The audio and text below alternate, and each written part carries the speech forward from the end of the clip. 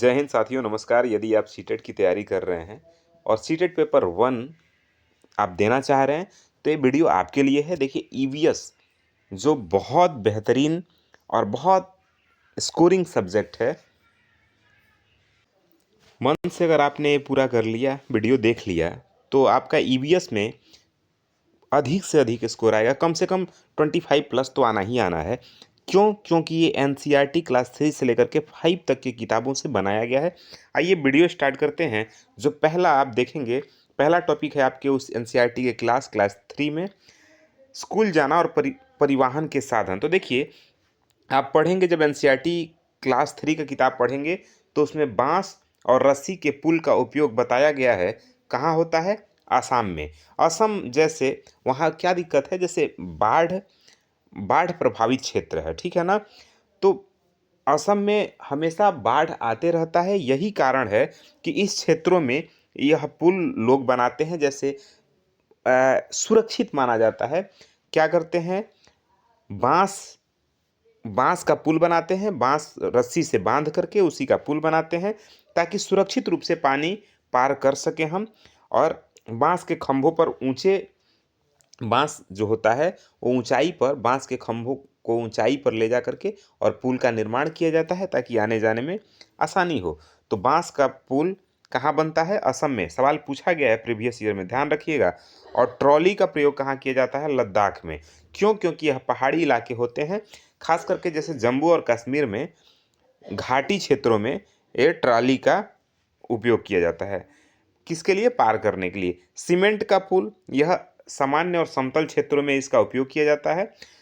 बल्लम बल्लम एक लकड़ी की छोटी नाव होती है, जो केरल में प्रयोग किया जाता है। कहाँ?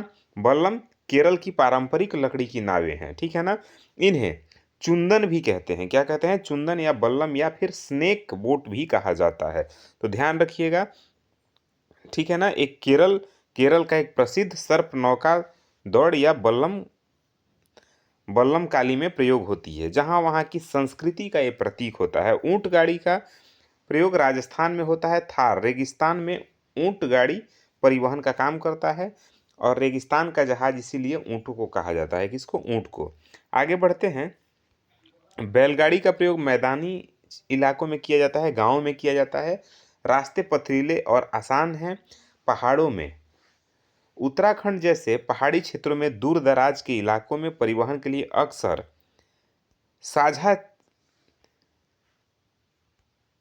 साझा चीपे या कभी कभी खच्चर और कुली पारंपरिक साधन होते हैं, क्योंकि बसें हर जगह नहीं जा पाती है। अब आइए, पक्षियों की दुनिया के बारे में आपका एक चैप्टर है, उसमें से भी थोड़ा सा समझते हैं। ज़्यादातर पक्षियों की आंखें उनके सिर की दोनों तरफ होती है। पक्षी एक ही समय में दो अलग अलग चीज़ों पर नज़र डाल लेते हैं। जब वे बिल्कुल सामने देखते हैं, तब इनकी दोनों आंखें एक ही चीज़ पर टिकी रहती है, ठीक है ना? चलिए, ज़्यादातर पक्षियों की आंखों की जो पुतली होती है, वो घूम नहीं सकती है। वे अपनी गर्दनों को घुमा करके आसपास के चीज़ों को देखते हैं। ये पूछा जाता है, सवाल पूछा गया है। जब आप प्रीवियस ईयर क्वेश्चन देखेंगे ईवीएस का, तो आप उसमें देखेंगे ये सब सवाल पूछा गया है। पक्षी अच्छा, सीटेट की एक अच्छी बात ये है कि जो सिलेबस है वहीं से देता है। एनसीईआरटी अगर आपने लाइन बाय लाइन पढ़ लिया, तो कहीं कुछ पढ़ने की ज़रूरत नहीं है। और मैंने आपके आसानी के लिए वहीं से उठाया है एक एक लाइन को, जो इम्पोर्टेंट है। जब पक्षी पक्षी जब दोनों आंखें एक ही चीज़ पर केंद्रित करती है, यानी टिकाती है, तो उन्हें चीज़ की दूरी का एहसास होता है कि वह कितना दूर है। और जब अलग अलग चीज़ों पर केंद्रित करती है, तो उनका देखने का दायरा बढ़ जाता है। चील, बाज और गिद्ध जैसे पक्षी हमेशा 4 गुना ज़्यादा दूर से हमसे वो 4 गुना ज़्यादा दूर से देख सकते हैं। चील हुआ, बाज हुआ या गिद्ध हुआ, वो हम मतलब इंसानों से 4 गुना ज़्यादा दूरी तक वो देख पाते हैं, ठीक है? जो चीज़ हमें 2 मीटर की दूरी से दिखाई देती है, वही वही चीज़ पक्षी 8 मीटर की दूरी से देख लेते हैं। एक पक्षी की आंखें उसके सिर पर होती है, और उनके सिर के दोनों तरफ छोटे-छोटे छेद जो कान के रूप में होते हैं। इन्हीं छेदों की मदद से पक्षी क्या करते हैं? सुनते हैं। छिपकली के भी छोटे छेद जैसे कान होते हैं। इनमें बाहरी कान नहीं होते हैं, बल्कि ये गोलाकार और छिद्र होता है, जहाँ कान का पर्दा दिखाई देता है। मगरमच्छ, बात करें अगर मगरमच्छ की, तो मगरमच्छ के भी छोटे छेद जैसे कान होते हैं, लेकिन हम इन्हें आसानी से देख नहीं सकते। पैटर्न, जानवरों पर अलग अलग पैटर्न होते हैं, उनकी त्वचा पर बालों के कारण ये पैटर्न होते हैं, ठीक है ना। जिस जानवर के शरीर पर बाल होते हैं, उनके शरीर पर कोई पैटर्न नहीं होता है। समझिएगा, जिस जानवर के शरीर पर बाल नहीं होते हैं, ध्यान रखना है कि जिस जानवर के शरीर पर बाल नहीं होते हैं, उनके शरीर पर कोई भी पैटर्न नहीं दिखता है, नहीं बनता है। क्यों? क्योंकि शरीर पे पैटर्न बालों के कारण बनता है, ठीक है ना। चलिए आगे बढ़ते हैं। अब हम समझेंगे कौन से पक्षी अंडा देते हैं और कौन से पक्षी बच्चा देते हैं। आइए समझते हैं इसको। कान वाले जानवर, जिनकी बाहरी कान दिखाई देते हैं और शरीर पर बाल होते हैं, वे बच्चे को जन्म देते हैं और उन्हें स्तनधारी कहते हैं। बात समझ में आ रहा है? जिसके बाहरी कान होते हैं और शरीर पर बाल होते हैं, वो बच्चे को जन्म देते हैं और उन्हें स्तनधारी कहते हैं, ठीक है ना। शरीर के बाहर बिना कान यानी बिना छेद वाले जानवर और बिना बालों वाले जानवर अंडे देते हैं। बात समझ में आ रहा है? अब आगे समझेंगे। आपकी किताब में हाथी का एक चैप्टर है, आपकी किताब यानी एनसीईआरटी में हाथी का चैप्टर है, उसमें से कई बार क्वेश्चन पूछा गया। सबसे बड़ी मादा हाथी झुंड की मुखिया होती है। ध्यान रखिएगा, इसको मिलाने वाला सवाल देता है कि ए बी सही है या ए बी सी सही है या दोनों, इस तरह से सवाल देता है। तो जो मादा हाथी होती है वही मुखिया होती है, ठीक है ना। हाथी के झुंडों की मुखिया मादा हाथी होती है। झुंड में कोई भी नर हाथी नहीं होते हैं, ध्यान रखना है। और वे 14 या 15 साल की उम्र में झुंड छोड़ के चले जाते हैं। कौन? नर हाथी। बात समझ में आ रहा है? एक वयस्क हाथी एक दिन में 100 किलो तक पत्ते और टहनियाँ खा सकता है। हालांकि वास्तव में 136 से 170 किलो तक खा सकते हैं, लेकिन कम से कम 100 किलो पत्ते वो खा ही सकता है, ठीक है ना। हाथी दिन में केवल 2 से 4 घंटे सोते हैं। कीचड़ हाथी की त्वचा को क्या करता है? ठंडा रखता है। और उनके जो बड़े बड़े कान होते हैं वो पंखे की तरह होते हैं, पंखे का काम करते हैं। वे खुद को ठंडा रखने के लिए उन्हें फड़फड़ाते रहते हैं। झुंड में आमतौर पे 10 से 12 मादा हाथी और बच्चे होते हैं, ठीक है ना। एक एक पॉइंट याद रखिएगा, वेरी वेरी इंपॉर्टेंट हमने आपको यहाँ बताया है, और जो जरूरी है वही हमने लिख के यहाँ पे रखा है। हाथी आपस में संवाद करने के लिए ट्रम्पेट जैसी आवाज़ों के साथ साथ जमीन में कंपन पैदा करने वाली भूकंपीय तरंगों का भी प्रयोग करते हैं। आइए उसी में एक पार्ट है खेजड़ी गांव। खेजड़ी गांव जो राजस्थान में है, राजस्थान में जोधपुर के पास है। लगभग 300 साल पहले इस गांव के लोगों ने पेड़ों को बचाया था। और खेजड़ी गांव के लोग जो बिश्नोई कहलाते हैं, क्या कहलाते हैं? बिश्नोई। बिश्नोई संप्रदाय के लिए, बिश्नोई समुदाय के लिए हिरन के बच्चे अपने बच्चे जैसे होते हैं। और बिश्नोई संप्रदाय की जो महिलाएं हैं वो हिरन के बच्चों को दूध पिलाती हैं, ठीक है ना। खेजड़ी का पेड़ ज़्यादा पानी के बिना भी बड़ा हो सकता है। खेजड़ी के पेड़ को बड़े होने में पानी की ज़रूरत ज़्यादा नहीं पड़ती है, और आप सभी जानते हैं कि राजस्थान रेगिस्तानी इलाका है और वहाँ पानी की कमी है। यह फलियां देता है, कौन? खेजड़ी का पेड़, और कीड़ों से प्रभावित नहीं होता है। थोड़ा सा इससे रिलेटेड कुछ अतिरिक्त ज्ञान है, उसको भी जान लीजिए। देखिए, पढ़ाई करते रहिए, बहुत लोड लेके नहीं पढ़ना है। सीटेट को क्वालिफाई करना है तो एक निरंतरता बना के रखना है। रोज कोशिश करिए कि 2-4 घंटा आप पढ़ें। सीटेट बहुत आसान है, निकल जाएगा। हाँ, ध्यान नहीं दीजिएगा तो काम गड़बड़ा जाएगा। अतिरिक्त ज्ञान में आप समझिए कि 1730 में अमृता देवी बिश्नोई और 363 अन्य लोगों ने राजा के सैनिकों के द्वारा खेजड़ी के पेड़ों को जब काटा जा रहा था तो उसको रोकने के लिए अपनी जान कुर्बानी कर दी थी। यह घटना बाद में 1970 के चिपको आंदोलन के लिए प्रेरणा बनी। ठीक है ना। खेजड़ी का पेड़ मिट्टी की उर्वरकता को बढ़ाता है क्योंकि यह नाइट्रोजन फिक्सेशन करता है, और उसकी जो पंक्तियां है, उसकी जो पत्तियां हैं, जिन्हें लोग जिन्हें लोग कहते हैं, ठीक है ना, पशुओं के लिए पौष्टिक चारा होता है। आगे बढ़ें। अब इसी में एक पाठ और है मधुमक्खी से रिलेटेड। बिहार के मुजफ्फरपुर की बात की गई है, और मुजफ्फरपुर को एग्जाम्पल लेकर के मधुमक्खी का बात कहा गया है कि बिहार के मुजफ्फरपुर जिले में बोचहा गांव है, जहां मधुमक्खियां अक्टूबर से दिसंबर तक अपने अंडे देती हैं। ये जो समय होता है, ये मधुमक्खी पालन शुरू करने के लिए अच्छा समय माना जाता है। कब? अक्टूबर से दिसंबर तक का महीना। प्रत्येक मधुमक्खी के छत्ते में एक रानी मधुमक्खी होती है जो क्या करती है? अंडे देती है। ठीक है ना। और छत्ते में कुछ नर कुछ नर होते हैं जिनका एकमात्र कार्य रानी मधुमक्खी के साथ प्रजनन करना होता है। छत्ते में अधिकांश मधुमक्खियां श्रमिक यानी वर्कर होती हैं,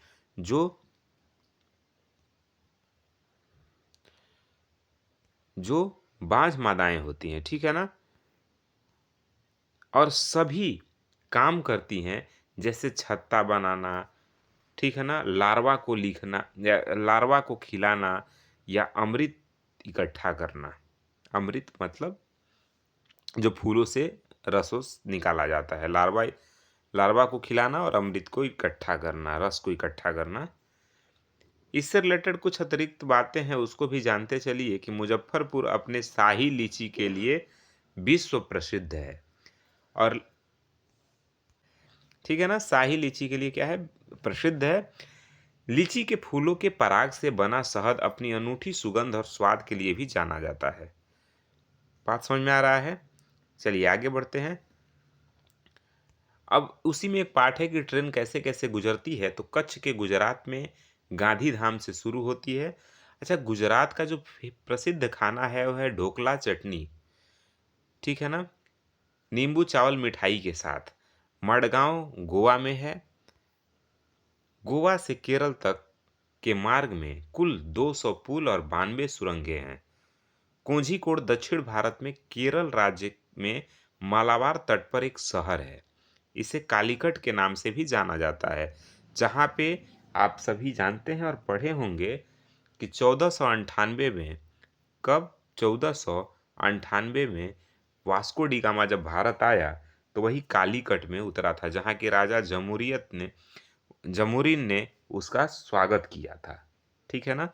और 60 गुना यहाँ से मुनाफा कमा करके कौन गया यहाँ से? बताइए, 60 गुना मुनाफा कमा के कौन गया? वही वास्को डी गामा। ठीक है ना। गुजरात से केरल के रास्ते में ट्रेन पार करती है तो रास्ते पड़ते हैं राज्य पड़ते हैं महाराष्ट्र, गोवा, कर्नाटक, फिर भारतीय राज्य केरल पहुंचती है। ठीक है ना। कहाँ की बोली, किस राज्य की कौन सी बोली है? तो केरल में बोली जाती है। केरल में क्या बोला जाता है? मलयालम। केरल में मलयालम। कोंकणी बोला जाता है कहाँ? कर्नाटक, महाराष्ट्र, गोवा, केरल। केरल के कुछ हिस्सों में कोंकणी बोला जाता है। ठीक है ना। मराठी कहाँ बोला जाता है? तो मराठी महाराष्ट्र, गोवा, दमन और दीव और दादर नागर हवेली में बोला जाता है। ठीक है। गुजरात में गुजराती का प्रयोग किया जाता है, गुजराती भाषा बोली जाती है। वहीं कन्नड़ बोला जाता है कर्नाटक में, आंध्र प्रदेश में, और तमिलनाडु में और महाराष्ट्र के कुछ इलाकों में। फेरी केरल में उपयोग की जाने वाली एक प्रकार की नाव होती है। तो फेरी का प्रयोग कहाँ होता है? केरल में। कर्णम मल्लेश्वरी की चर्चा है आपकी किताब में, तो देखेंगे एक भार उत्तोलक हैं, आंध्र प्रदेश की रहने वाली हैं। कहाँ की? आंध्र प्रदेश की। इनके पापा एक पुलिस में हवलदार थे। जब ये 12 साल की थी तभी से वजन उठाने का अभ्यास करने लगी थी। अब वे एक बार में 130 किलोग्राम तक वजन उठा लेती हैं। भारत के लिए उन्होंने 29 मेडल जीते हैं। ठीक है, ये कुछ ज़रूरी बातें हैं। फूलों की घाटी उत्तराखंड को कहते हैं। फूलों की घाटी उत्तराखंड की पहाड़ी फूलों की जो घाटी है उत्तराखंड की पहाड़ियों में पाई जाती है। गेंदा, जेनिया आदि फूलों का उपयोग कपड़ों को रंगने के लिए किया जाता है। उत्तर प्रदेश का एक शहर है, नाम है कन्नौज, एक जिला भी ये है। यहाँ इत्र बनाने के लिए प्रसिद्ध है। तो इत्र के लिए प्रसिद्ध कौन सा जगह है? तो उत्तर प्रदेश में कन्नौज। बिहार के मिथिलांचल में एक पेंटिंग है जिसका नाम है मधुबनी पेंटिंग। बिहार के मिथिलांचल यानी मिथिला में मधुबनी जिला है और उधर मधुबनी पेंटिंग के नाम से ये प्रसिद्ध है। यह एक लोक कला है और ये बहुत पुरानी कला है। ठीक है ना? बिहार में एक जिला है जिसे मधुबनी कहा जाता है, उसी के नाम पर इसका पेंटिंग का नाम पड़ा। ये चावल के पाउडर के पेस्ट से पेंटिंग बनाई जाती है जिसमें रंग मिलाया जाता है। ठीक है ना? इन्हें बनाने के लिए नील, हल्दी, फूलों और पेड़ों के रंगों आदि का प्रयोग किया जाता है। चित अब आगे देखेंगे हम लोग। इसमें मछलियों को, जानवरों का चित्र बनाया जाता है। बेल बेलवनिका गांव कर्नाटक में है। कहाँ है भाई? कर्नाटक में। गौजू भाई बधेका गुजरात में रहते थे। उन्होंने बच्चों के लिए कई कहानियां लिखी। एक भारतीय रॉबिन अपने अंडे सड़क के किनारे पत्थरों के बीच में देता है। ध्यान रखिएगा, भारतीय रॉबिन जो होता है वो अपने अंडे सड़क के किनारे पत्थरों के बीच में देता है। कोयल कौओं के घोंसलों में अपना अंडा देती है। जो कोयल होती है वो कौओं के घोंसलों में अपना अंडा देती है। पक्षी अपने अंडे देने के लिए घोंसले का उपयोग करते हैं। ठीक है। चूजे बड़े होने के बाद पक्षी अपना घोंसला छोड़ देती है। नल्लमंदा आंध्र प्रदेश में है। ठीक है ना? और हिलगुंडी कर्नाटक में है। हिलगुंडी में बच्चों की पंचायत को भीम संघ कहा गया है। क्या कहा जाता है? भीम संघ। बरगद के पेड़ के बारे में जो बरगद के पेड़ के बारे में जो लटकती हुई शाखाओं की तरह दिखता है वह वास्तव में बरगद के पेड़ का जड़ होता है। डेजर्ट यानी राज डेजर्ट ओक यानी राजस्थानी ओक एक पेड़ है जो ऑस्ट्रेलिया में पाया जाता है। ओक के पेड़ की जड़ें गहराई तक जाती हैं और पानी पेड़ के तने में जमा हो जाता है। असम में चावल की नई फसलों के अवसर पे बिहू उत्सव मनाया जाता है। क्या मनाया जाता है? बिहू उत्सव। उसे ही उत्तर प्रदेश, बिहार में मकर संक्रांति के नाम से जानते हैं। किसके नाम से? मकर संक्रांति। चलिए आगे बढ़ें। म- माघ बिहू 14 और 15 जनवरी को यह आसामिया कैलेंडर के 10वें महीने के पहले और दूसरे माघ में मनाया जाता है। बिहू के अवसर पे क्या होता है? बांस से भेला घर बनाते हैं। बांस से क्या बनाते हैं? भेला घर। और मुख्तारपुर गांव आंध्र प्रदेश के तेलंगाना राज्य के पोचमपल्ली जिले में है। पोचमपल्ली जिले में पारंपरिक व्यवसाय जैसे कालीन की बुनाई, खिलौना बनाना, इत्र उत्पादन आदि कार्य होते हैं। ये चीज़ें उस जगह के नाम से प्रसिद्ध हो गई हैं जहां उन्हें बनाया जाता है। ठीक है ना? जैसे कुल्लू, शॉल, मधुबनी पेंटिंग, असम रेशम, कश्मीरी कढ़ाई आदि ये सब पेंटिंग होती हैं। अब आगे बढ़ते हैं। अब आबू धाबी संयुक्त अरब अमीरात में है। आबू धाबी की मुद्रा दिरहम है। क्या है? दिरहम है। चित्तमपन मलयालम में पिता के छोटे भाई को कहा जाता है। चितप्पन चितप्पन मलयालम में पिता के छोटे भाई को यानी चाचा को कहा जाता है मलयालम में चितप्पन। और कुंजमा कहा जाता है पिता के छोटे भाई की पत्नी को, यानी आंटी को, चाची को क्या कहा जाता है? कुंजमा कहा जाता है। किस भाषा में? मलयालम में। पिता के छोटे भाई की पत्नी को। बात क्लियर हो रहा है? केरल में कई फलों के पेड़ मिलते हैं जैसे नारियल, केला, कटहल, पपीता, सुपारी आदि। रेगिस्तान में उगने वाला एकमात्र पेड़ खजूर है। केरल में विभिन्न मसाले मिलते हैं जैसे तेजपत्ता, इलायची, काली मिर्च आदि। गरम मसाला छोटी और बड़ी इलायची, लौंग, जीरा, दालचीनी, काली मिर्च, सौंठ आदि से बना होता है। लेफ्टिनेंट कमांडर वहीदा प्रिंस भारतीय नौसेना में एक डॉक्टर हैं। ठीक है ना। और परेड का नेतृत्व करने वाली पहली महिला हैं, वह जम्मू और कश्मीर की हैं। जम्मू और कश्मीर में एक जिला है रजौरी, जिले के धनड्डी से हैं। परेड में कुल 36 आदेश होते हैं। पृष्ठ एक ऐसा कांच है जो 7 रंग दिखाता है। आगे बढ़िए। तिब्बत, जिसे भोटी भी कहते हैं, तिब्बती जिसे भोटी भी कहते हैं, लद्दाख में बोली जाती है। इस भाषा में माँ को आमा से और पिता को आया से कहते हैं। ठीक है ना। तिब्बती जिसे भोटी भी कहते हैं, लद्दाख में बोली जाती है। इस भाषा में माँ को आमा से और पिता को आया से कहते हैं। अब आइए रेशम पे थोड़ा चर्चा करें। रेशम का कीड़ा अपनी मादा को उसकी गंध से ही कई किलोमीटर दूर से ढूंढ लेता है। रेशम कीट पालन को सेरीकल्चर कहते हैं। ठीक है ना। और मधुमक्खी पालन को एपी कल्चर कहते हैं। और वहीं मछली पालन को पीसी कल्चर कहते हैं। ध्यान रखिएगा, रेशम कीट पालन को सेरीकल्चर, मधुमक्खी पालन को एपी कल्चर और मछली पालन को पीसी कल्चर कहते हैं। चींटियां चलते समय जमीन पर कुछ ऐसा पदार्थ छोड़ती हैं जिसे सूंघकर पीछे आने वाली चींटियों को रास्ता मिल जाता है। मच्छर हमारे शरीर की गंध, खासकर पैरों के तलवों की और शरीर की गर्मी से हमें ढूंढते हैं। सड़कों पर कुत्तों की भी अपनी जगह बांटी होती है। एक कुत्ता दूसरे के मल मूत्र की गंध से उसके इलाके में किसी बाहरी कुत्ते के होने का पता लगाता है। ठीक है ना। जानवरों को मनुष्यों जितने रंग दिखाई नहीं देते। दिन में जागने वाले जानवर कुछ रंग देख पाते हैं, जबकि रात में जागने वाले जानवर हर चीज को सफेद और काली ही देखते हैं। जो जानवर रात में जागते हैं वो हर चीज को सफेद और काली देखते हैं। सांप के बाहरी कान नहीं होते हैं और वे जमीन पर हुए कंपन को महसूस कर पाते हैं। ठीक है ना। जंगल में ऊंचे पेड़ पर बैठा लंगूर पास आती मुसीबत जैसे शेर, चीता को देखकर खास आवाज निकालकर अपने साथियों को संदेश देता है। आगे देखिए, कुछ पक्षी भी अलग अलग खतरों के लिए अलग अलग आवाजें निकालते हैं।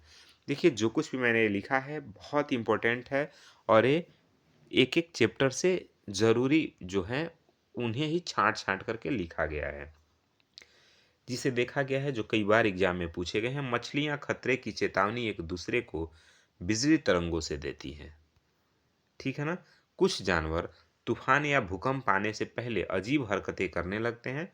जंगल में रहने वाले लोग जानवरों के इसी व्यवहार को समझकर आने वाले अनहोनी का अंदाजा लगा लेते हैं।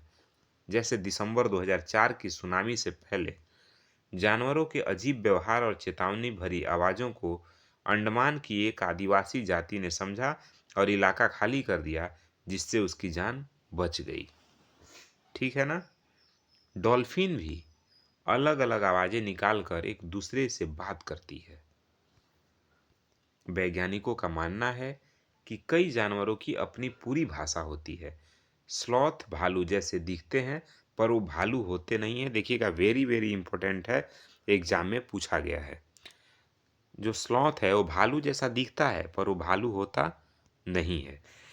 मछली खतरे की चेतावनी एक दूसरे को बिजली तरंगों से देती हैं, ये आप सभी जानते हैं। चलिए आगे बढ़ते हैं।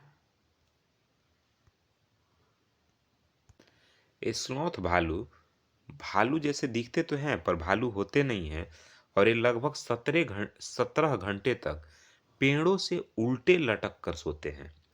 स्लॉथ उसी पेड़ के पत्ते खाते हैं जिस पर वह रहते हैं। मिलान करने के लिए आएगा तो कर लीजिएगा।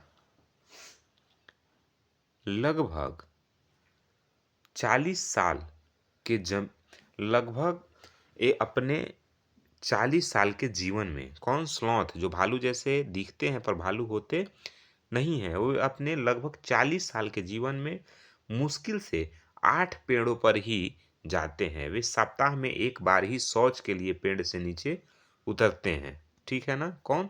स्लॉथ जो भालू जैसे दिखते हैं पर भालू होते नहीं हैं। बाघ की मूंछें हवा में कंपन को महसूस कर सकती हैं, जिससे उन्हें शिकार की स्थिति का सही पता चलता है। ठीक है ना? बाघ की मूंछें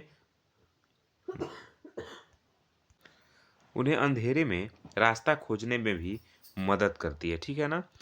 बाघ अपने क्षेत्र को मल मूत्र से चिन्हित करते हैं, जो कई किलोमीटर तक फैला हो सकता है। ठीक है ना? एक बाघ दूसरे बाघ के मूत्र की गंध को तुरंत पहचान लेता है। बाघ अवसर के अनुसार अपनी आवाज बदलता है, जैसा गुस्सा होने पे अलग, कराहने पे अलग आवाज, इस तरह से गुर्राने पर अलग आवाज तथा बाघिन को अगर बुलाना हो तो अलग आवाज निकालता है। बाघ की दहाड़ 3 किलोमीटर दूर तक सुनी जा सकती है। ठीक है ना? बाघ हवा में पत्तों की सरसराहट को ठीक और शिकार की आवाज के बीच के अंतर को महसूस कर लेता है। बाघ के दोनों कान बाहर की आवाजें सुनने के लिए अलग-अलग दिशाओं में घूमते हैं। बाघ एक बहुत ही सतर्क जानवर है, लेकिन इतना सब होने के बावजूद वह आज भी खतरे में है। रेड मतलब बाघ जो है खतरे में है, इनकी संख्या कम हो रही है। हाथियों को उनके दांतों के लिए मार दिया जाता है, गेंडों को उनके सींगों के लिए मार दिया जाता है, शेर, मगरमच्छ और सांपों को उनकी खालों के लिए मारा जा रहा है। कस्तूरी मृग को थोड़ी सी सुगंध के लिए लोग मार दे रहे हैं। हमारे देश में बाघों और कई अन्य जानवरों की संख्या इतनी कम हो गई है कि इनके विलुप्त होने का खतरा हो गया है। हमारे देश की सरकार अनेक वनों को बचाने के लिए उन्हें संरक्षण प्रदान कर रही है, जैसे कि उत्तराखंड में जिम कॉर्बेट नेशनल पार्क है। जैसे राजस्थान के भरतपुर जिले में घाना पक्षी अभयारण्य है। इन जंगलों में जानवरों का शिकार प्रतिबंधित है। यहाँ लोग जानवरों या जंगल को नुकसान नहीं पहुंचा सकते हैं। बात समझ में आ रहा है? सपेरे को कालबेलिया लोग कहते हैं। सपेरे को कालबेलिया लोग कहते हैं। कालबेलिया नृत्य में भी सांप जैसी मुद्राएं होती हैं। कालबेलिया नृत्य में किस तरह की मुद्राएं होती हैं? सांप जैसी। हमारे देश में पाए जाने वाले सांपों में से केवल 4 प्रकार के ही ऐसे सांप होते हैं जो जहरीले होते हैं, जैसे नाग, करैत, दुबैया और अफाई। अफाई, दुबैया, नाग, करैत, जब कोई सांप किसी को काटता है तो उसका विष 2 खोखले विषैले दांतों के माध्यम से व्यक्ति के शरीर में प्रवेश करता है। विष के प्रभाव को निष्क्रिय करने के लिए सीरम, जो दवा है सीरम, सांप के विष से ही बनाई जाती है। ठीक है ना? और यह दवा सीरम सभी सरकारी अस्पतालों, स्वास्थ्य केंद्रों पर उपलब्ध होता है। हमारे पेट के अंदर का सामान्य तापमान कितना होता है? 30 डिग्री सेल्सियस होता है। ये रहा आज के ईवीएस का पहला पार्ट। बाकी सेकंड पार्ट भी हम आपके लिए जल्द लेके आएंगे।